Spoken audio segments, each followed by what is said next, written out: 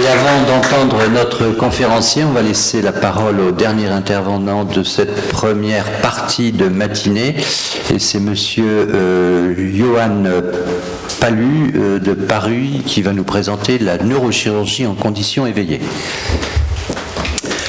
Bonjour à tous.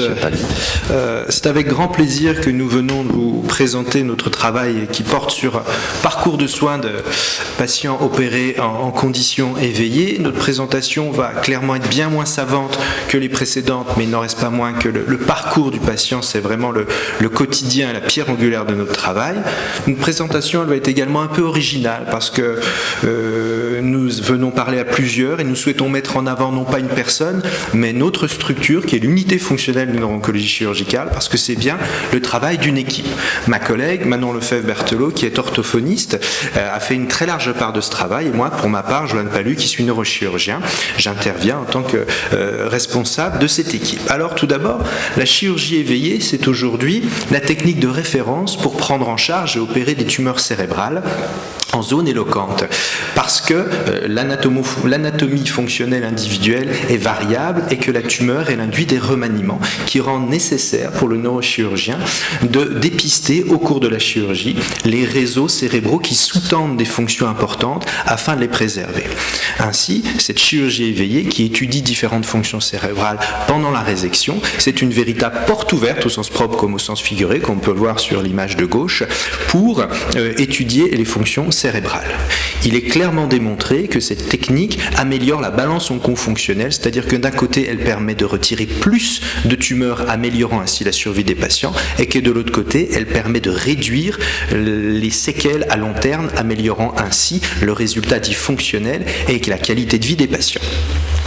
Cette chirurgie éveillée permet donc de tester différentes fonctions cérébrales, comme dans cet exemple, des fonctions cruciales, comme l'identification des réseaux langagiers ou l'identification des réseaux moteurs primaires. La chirurgie éveillée permet également de cartographier des fonctions cérébrales un peu plus subtiles, comme dans ce deuxième exemple, les réseaux prémoteurs, comme la cognition non-verbale, comme la cognition sociale. Et là, on arrive, parce qu'on a des nécessités cliniques, aux confins de nos connaissances, et ces cartographies viennent finalement se heurter et implémenter les découvertes scientifiques. En tout cas, il s'agit à chaque fois, pour chaque patient, au cours de chaque chirurgie éveillée, d'une véritable exploration, puisque l'on ne dispose pas de carte fonctionnelle établie au préopératoire. Donc, on imagine aisément que cette chirurgie éveillée, qui est une chirurgie assez sophistiquée, nécessite une préparation en amont, une parfaite exécution. Et là, on a besoin d'une parfaite compréhension de notre patient, d'une parfaite adhésion de celui-ci au processus, de réaliser un bilan préopératoire, d'une parfaite exécution pendant l'acte chirurgical. Le patient doit exécuter exactement les tests que l'on souhaite faire, et ça nécessite également en post-opératoire un suivi, une rééducation et une évaluation.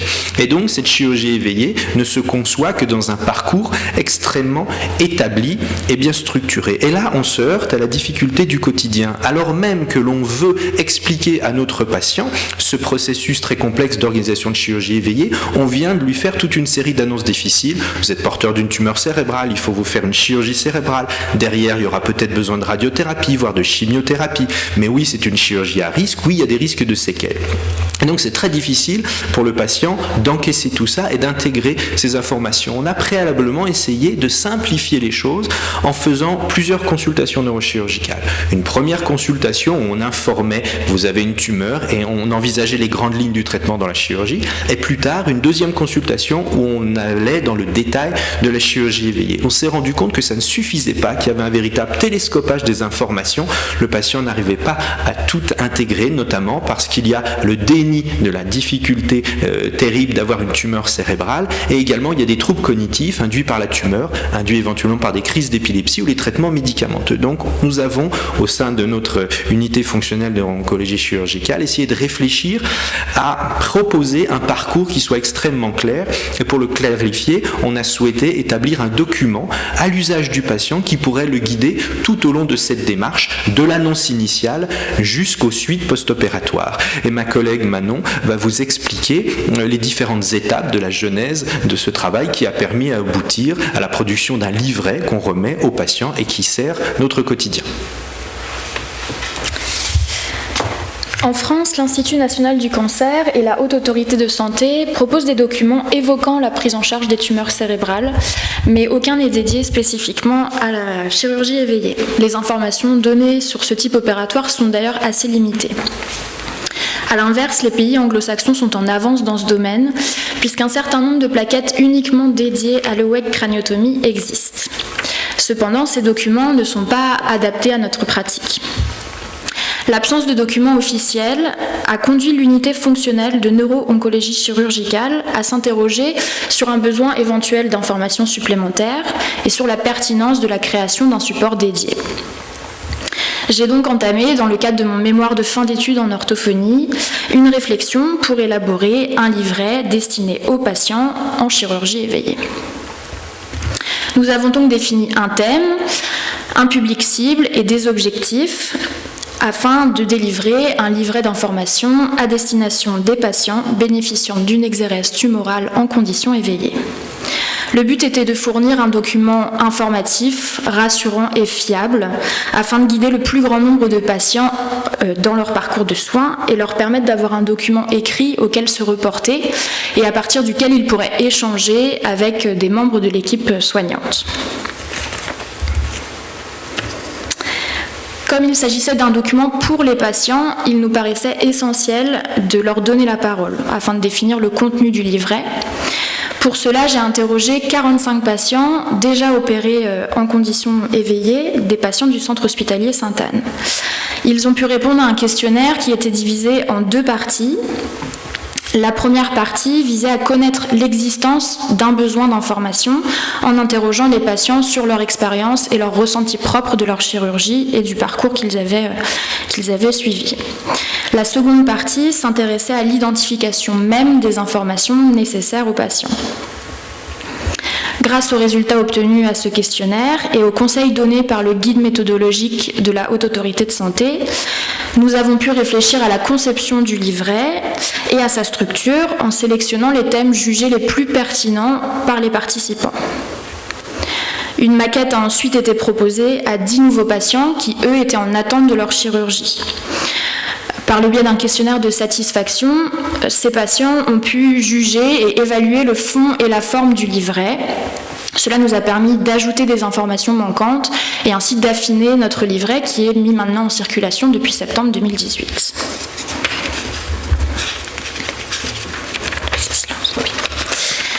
Afin que ce livret soit structuré et pratique d'utilisation, nous avons choisi de le diviser au gré des différentes étapes du parcours de soins du patient. Et afin que ce livret, du coup, le suive en permanence, soit un véritable outil. Ainsi, il comporte une page sommaire afin de répertorier tous les thèmes traités, thèmes divisés en 3 parties, les informations générales, le parcours de soins avec la phase préopératoire, l'intervention chirurgicale et la phase post-opératoire, et une 3e partie concernant les aspects pratiques. Le livret est remis lors du premier entretien avec l'orthophoniste. Un des buts principaux de son élaboration était de servir de support tout au long du parcours. C'est un objectif qui est respecté, puisque le patient va trouver des informations concernant l'organisation cérébrale, les tumeurs, l'IRM morphologique et fonctionnel. La vulgarisation des propos était ainsi essentielle et primordiale pour cette partie afin d'apporter des informations qui étaient claires, précises et fiables aux patients. Les différentes phases du parcours, ainsi que les multiples professionnels rencontrés par le patient sont présentés afin de l'accompagner à toutes les étapes. Enfin, des aspects pratiques, l'organisation des différentes consultations, le nom d'associations spécialisées, les contacts propres à chaque hôpital sont donnés afin que le livret soit un véritable outil personnalisé pour le patient et qu'il le suive même dans ses démarches administratives. Au-delà de notre pratique quotidienne, dans notre centre, où 70 patients bénéficient d'une chirurgie éveillée chaque année, il nous paraissait essentiel que ce livret soit accessible gratuitement au plus grand nombre. Il est donc disponible sur le site internet du centre hospitalier Sainte-Anne et il est également diffusé dans d'autres hôpitaux français, notamment à l'hôpital de Limoges, et sera bientôt disponible à l'hôpital d'instruction des armées de Percy. Merci. Donc c'est effectivement un plaisir de voir que nous avons pu transformer un souhait, il faut le faire, en une réalité. C'est vraiment une réalité parce que ce livret qu'on remet au format papier au patient va le guider tout au long de la procédure et c'est aussi une aide pour le soignant qui peut se baser sur ce document pour y arriver. Donc c'est à ce titre une réussite et un plaisir, et c'est également un plaisir de voir que ce livret est très régulièrement consulté en ligne, probablement par des patients, et que d'autres hôpitaux le prennent à leur compte. C'est pour nous la démonstration à la fois d'un besoin, puisqu'il n'y avait pas de document équivalent disponible, et c'est également la démonstration d'un document pertinent, puisqu'ici il est repris, c'est qu'il répond aux attentes. Donc, au nom de l'unité fonctionnelle de l'oncologie chirurgicale, nous vous remercions pour votre attention. Merci pour cette présentation. Oui, en duo, c'était effectivement... non, mais dans le cadre de la prise en charge du patient, voilà encore quelque chose qui fait réellement avancer les choses. Alors, je voudrais faire une petite digression pour votre collègue orthophoniste. Il faut absolument que vous défendiez, chère madame, pour que, enfin, les collègues ici qui sont universitaires doivent le savoir. Vous savez qu'il a été créé des nouvelles sections au niveau du CNU, mais que les orthophonistes n'y sont pas. Et la 90e, c'est pour les infirmières. La 91e, si j'ai bonne mémoire, c'est pour la maïeutique. Et la 92e, c'est très récent, hein, ça vient d'être créé, c'est pour les kinésithérapeutes. Et puis les orthophonistes ont été inclus. Or, vous êtes les premières, si j'ai bonne mémoire, j'étais doyen à l'époque, en 2013, à avoir eu l'équivalence du master. Il faut vous battre pour ça, hein, pour avoir cette reconnaissance. Voyez, je dis ça devant votre patron, si je puis dire, mais mon cher collègue, il faut absolument pousser. Ces orthophonistes, ils font un travail tout à fait remarquable, surtout dans votre spécialité. Voilà cette petite digression. Oui, oui. Monsieur le secrétaire perpétuel, voilà. Oui, une remarque et puis une question. En fait, vous dire que l'Académie de chirurgie s'est engagée dans une politique de communication avec le grand public, parce que le grand public reçoit beaucoup d'informations et que c'est un peu le rôle de l'Académie de recadrer les choses et de faire connaître la chirurgie. Et nous avons choisi la chirurgie cérébrale éveillée au cours de l'année 2019 pour faire des articles d'information au grand public dans les bulletins, dans les mutuelles, auprès de mutuelles avec lesquelles nous sommes partenaires. Voilà, donc ce travail a été fait, mais c'est pour vous expliquer que nous sommes conscients d'apporter une information au grand public de qualité. Alors la question, elle est malheureusement peut-être pas très agréable pour vous, mais elle est simple. Est-ce qu'ils lisent le livret ? On va vous répondre de façon indépendante, en double aveugle. Oui, le livret est lu et du coup, la maquette qui avait été présentée et qui avait été soumise à 10 nouveaux patients avait reçu vraiment beaucoup de félicitations lors du questionnaire de satisfaction en disant que voilà, c'était un document qui apportait vraiment beaucoup d'informations, qui rassurait le patient et qui vraiment l'accompagnait et le guidait dans tout son parcours. Alors, pour moi, je peux dire oui avec certitude parce que je garde ce principe des doubles consultations. Ma première consultation, je dis tumeur, chirurgie. Et je m'arrête là. Il voit la collègue orthophoniste qui lui remet le livret. Et ma deuxième consultation, là, je parle de la chirurgie éveillée. Et je commence à dire, vous voilà, on va faire ci, on va vous installer sur le côté. Ah, mais je le sais, je l'ai lu. Et effectivement, avant, vous savez qu'il faut faire une fonctionnelle. Ah, mais je sais, je l'ai vu. Vous savez que c'est long. Bah oui, je sais, ça dure 45 minutes. Donc, effectivement, c'est certain, ils le lisent parce que quand ils viennent, ils savent déjà, entre guillemets, tout ce que je veux leur dire. Et par contre, ils ont des post-it qui dépassent et me disent, mais là, j'ai pas très bien compris. Et c'est aussi par ces retours assez informels qu'on a à la fin du livret une partie foire aux questions où on met à jour des petites questions qui peuvent être des détails, mais qui n'en sont pas, comment la prise en charge du taxi, la prise en charge 100%. Donc, moi, je suis convaincu qu'ils le lisent parce que j'observe par les questions qu'ils me posent qu'elles sont vraiment issues de leur lecture. Oui, écoutez, tout d'abord bravo pour ce travail que j'apprécie beaucoup parce que il change quand même pas mal de paradigmes, mais je crois que l'Académie est très sensible à ça. C'est-à-dire qu'on n'est plus dans le soin, on est dans le parcours de soins dans lequel le patient est un acteur du soin. Il est un acteur au même titre que le spécialiste qui, au-delà des prouesses techniques qui sont réalisées bien entendu, participe à ça. Et donc ça, je trouve que ce sont des éléments de communication extrêmement importants pour l'Académie, et je suis tout à fait d'accord donc avec notre secrétaire perpétuel pour dire que voilà, la chirurgie éveillée, c'est outre l'aspect technique et pour qu'il y ait un minimum de séquelles, etc. Il y a tout ce qui se passe en amont et en aval qui permet d'avoir des résultats tout à fait remarquables. Donc moi, je suis vraiment très sensible à votre travail, et je crois que ça va tout à fait dans l'air du moment, et je me répète, sur le parcours de soins. Oui, mais je vais vous féliciter aussi pour ça, parce que je trouve que c'est un très bel exemple de parcours patient et d'information. Alors, je me demandais, est-ce qu'il n'y a pas intérêt à faire quelques QCM très simples à la fin de chaque paragraphe pour... D'abord, ça leur fait plaisir de répondre à des questions, souvent, et comme ça, on peut se permettre d'améliorer éventuellement les choses qu'ils ne comprennent pas très bien. C'est vrai que c'était l'objectif principal de notre travail, vraiment de leur donner la parole. Les questionnaires proposaient surtout des questions fermées, afin vraiment de délimiter les thèmes bien précisément, mais il y avait quelques questions ouvertes justement pour apporter des informations manquantes auxquelles on n'aurait pas forcément pensé.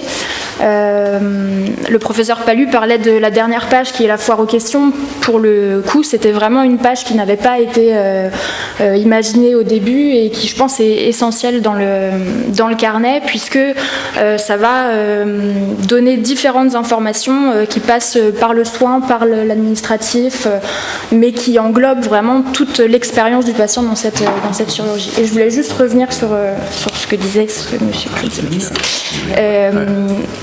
C'est important que le patient soit acteur et que du coup ce livret lui donne ce rôle, parce que je crois que vraiment en chirurgie éveillée, au moment de l'opération, il est vraiment acteur.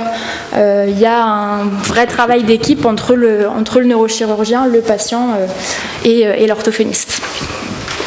Merci en tout cas. Et là, notre président Dominique Franco a donné un certain nombre de mots-clés. Parcours patient, information.